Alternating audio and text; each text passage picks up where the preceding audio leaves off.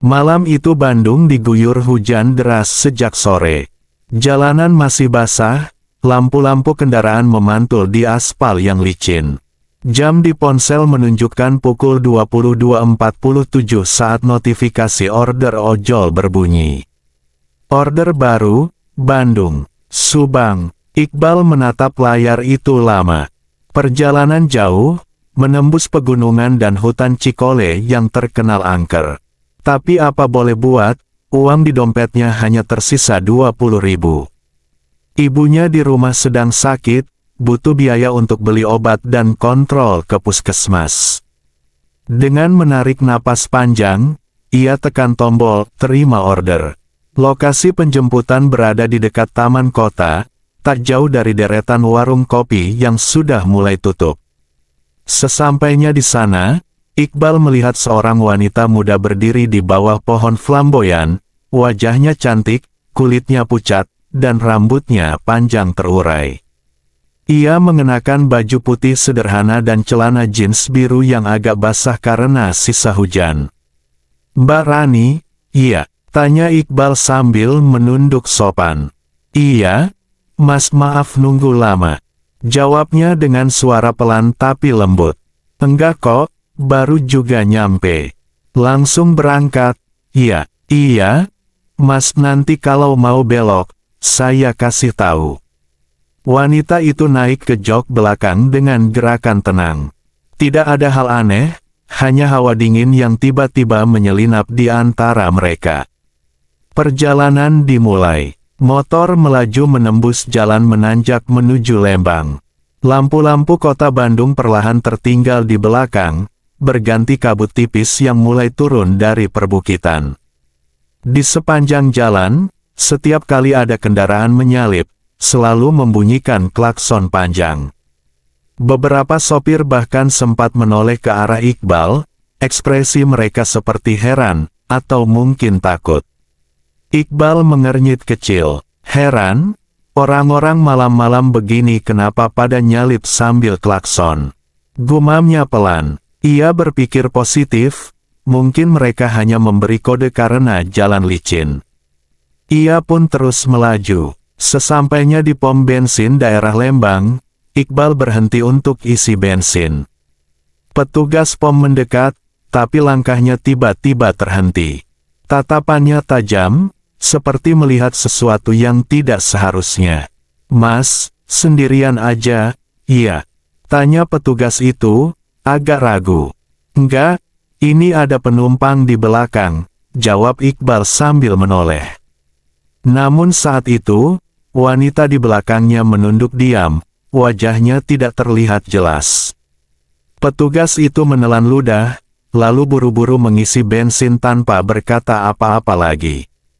Beberapa orang yang menunggu giliran pun ikut memperhatikan, tapi begitu Iqbal menatap mereka, semuanya berpaling. Ada sesuatu yang tidak beres, tapi Iqbal memilih mengabaikan. Ia kembali melaju, melewati jalan menanjak yang semakin sepi. Jam sudah menunjukkan hampir tengah malam. Angin gunung mulai menusuk tulang. Dari kaca spion, Iqbal sempat melihat wanita itu menatap ke arah jalan gelap di depan, matanya kosong, tanpa ekspresi. Ia bergidik, tapi mencoba tetap tenang. Mungkin dia capek, pikirnya. Atau, mungkin sedang banyak pikiran. Di kejauhan, hutan Cikole menunggu sunyi, gelap, dan penuh kabut. Iqbal tidak tahu, perjalanan malam itu akan mengubah hidupnya selamanya. Kabut mulai menebal begitu motor Iqbal memasuki kawasan Cikole.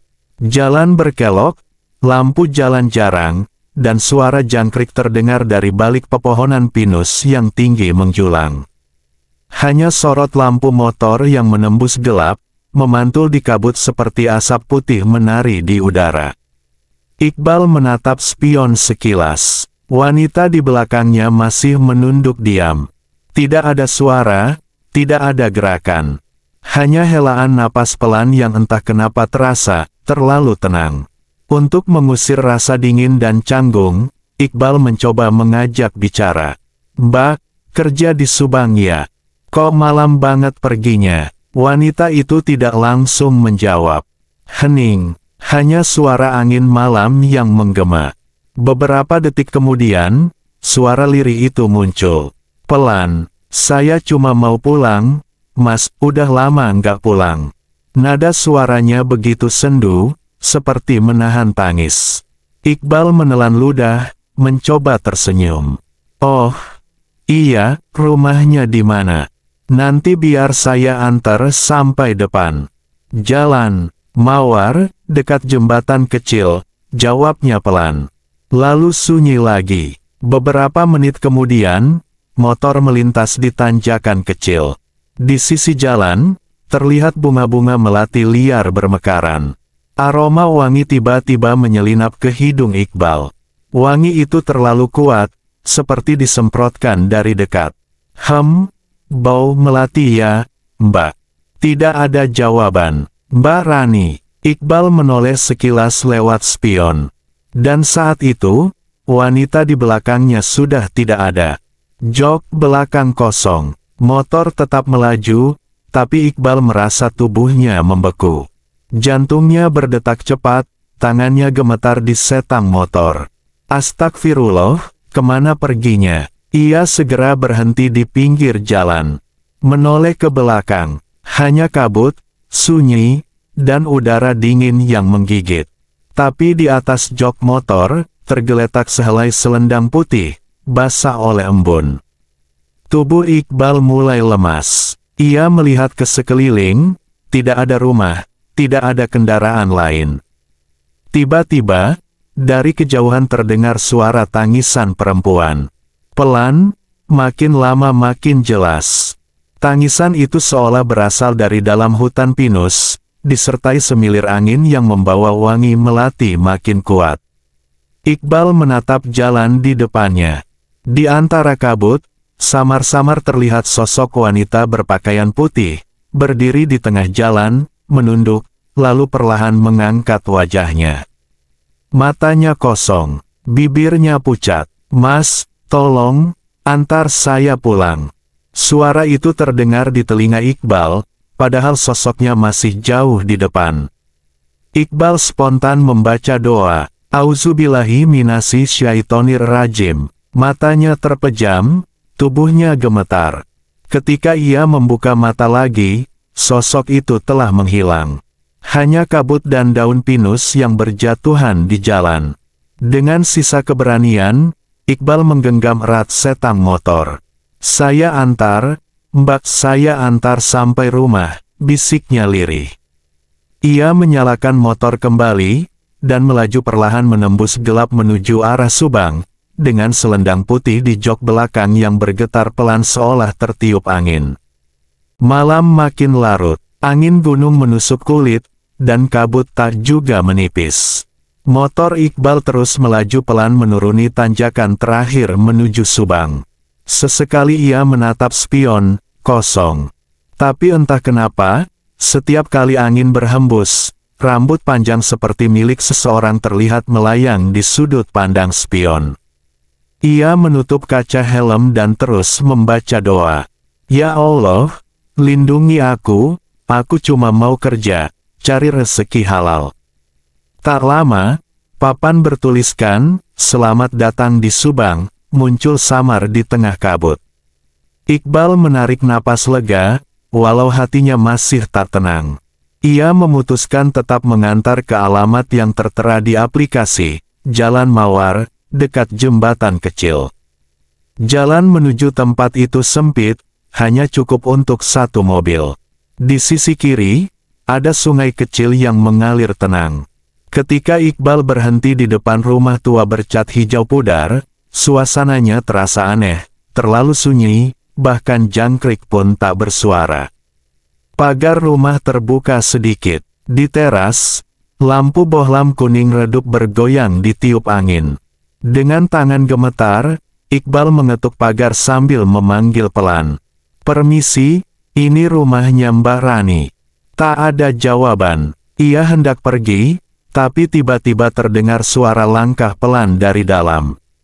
Seorang wanita tua berkerudung lusuh keluar, wajahnya lelah tapi lembut. "Nak, kamu siapa malam-malam begini?" "Saya, driver ojol, Bu. Tadi nganter penumpang namanya Rani. Katanya ini rumahnya." Wanita tua itu langsung menatapnya kaget. Matanya memerah, suaranya bergetar. "Nak, kamu bilang, Rani?" Iqbal mengangguk. "Iya, Bu. Cantik, pakai baju putih, celana jeans. Dia minta diantar pulang ke sini." Wanita tua itu mendekat pelan, air matanya jatuh satu-satu. "Nak, Rani itu anak saya. Tapi dia sudah meninggal 3 tahun lalu, di Jalan Cikole." Tubuh Iqbal langsung kaku. Suara malam mendadak hilang. Hanya suara degup jantungnya sendiri yang terdengar di telinga. "Dia meninggal?" "Iya, Nak. Dulu dia kerja di Bandung. Malam itu dia maksa pulang naik motor sendirian. Katanya kangen sama saya. Tapi dia kecelakaan di tikungan Cikole." Ibu itu menangis sesenggukan. Sejak itu, banyak orang bilang suka lihat bayangan perempuan jalan malam-malam, minta diantar pulang. Tapi nggak pernah ada yang benar-benar sampai ke sini. Iqbal diam, air matanya ikut mengalir. Ia teringat selendang putih yang tertinggal di jok motornya. Dengan tangan gemetar, ia menyerahkan benda itu. "Bu, ini, dia tinggalkan di motor saya." Wanita tua itu langsung memeluk selendang itu erat, menciuminya sambil menangis. "Iya, ini selendang Rani, dia pakai ini malam sebelum berangkat." "Terima kasih, Nak. Mungkin Tuhan pilih kamu buat nganter dia pulang, biar dia tenang di sana." Malam itu Iqbal duduk di teras rumah bersama sang ibu. Tak ada rasa takut, hanya haru dan ketenangan yang aneh. Angin malam berhembus lembut, membawa aroma melati, wangi yang sama seperti di jalan tadi. Dari kejauhan, terdengar bisikan lembut seolah suara perempuan. "Terima kasih, Mas." Iqbal menatap langit yang mulai terang di ufuk timur. Ia tersenyum, lalu berbisik pelan. "Sama-sama, Mbak Rani, semoga tenang di sana." Pesan moral, kadang, kebaikan sekecil apapun bisa menjadi jalan bagi roh yang gelisah untuk menemukan kedamaian. Iqbal belajar malam itu, bahwa bekerja dengan hati dan niat tulus, bisa jadi amal yang menembus batas dunia. Sejak hari itu, setiap kali menarik penumpang malam, Iqbal selalu berdoa dalam hati. "Siapapun yang naik motorku malam ini, semoga selamat, di dunia maupun di alam sana."